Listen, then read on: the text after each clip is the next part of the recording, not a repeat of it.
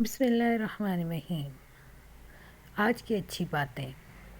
انسان کا اخلاق زبان، سوچ اور ظرف بتا دیتا ہے کہ وہ ان پڑھ ہے، پڑھا لکھا ہے یا پڑھا لکھا جاہل ہے۔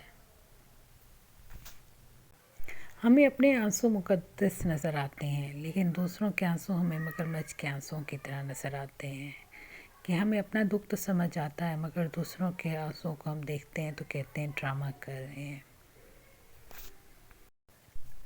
لوگ صرف خود کے سگے ہوتے ہیں۔ آپ ساری عمر کسی کے ساتھ خیر خواہ ہو جائیں، کسی کی اچھائی چاہیں، لیکن ذرا سی غلطی، غلط فہمی یا بدگمانی کی دیر ہے، آپ کی بھلائی آپ کے خلوص سمیت آپ کے منہ پر مار دی جائے گی۔ بالکل ٹھیک، جب تک آپ کسی کے ساتھ بھلائیاں کرتے جائیں گے وہ آپ کے ساتھ اچھا رہے گا۔ جیسے ہی آپ اپنا حق مانگیں تو آپ کے خلوص کو بھی نظر انداز کر دیا جائے گا اور آپ وہیں کے وہیں کھڑے ہوں گے جہاں پہلے دن تھے۔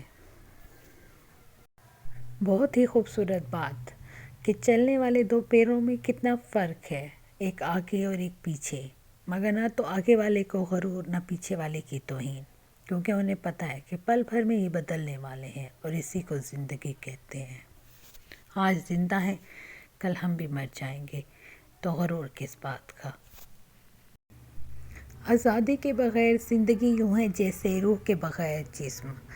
کیا ہی خوبصورت بات کہ زندگی تو ہو مگر آزادی نہ ہو۔ کتنی پیاری مثال کہ جسم تو ہو مگر روح نہ ہو۔ اللہ ان تمام ممالک کے حال پر رحم فرمائے جہاں پر آزادی جیسی نعمت چھینی جا رہی ہے۔ اللہ تعالیٰ ان تمام مسلم ممالک کو آزاد کرے ان ناپاک مقاصد سے جس کے تحت وہ اپنی سرزمین کے لیے جنگیں لڑ رہے ہیں۔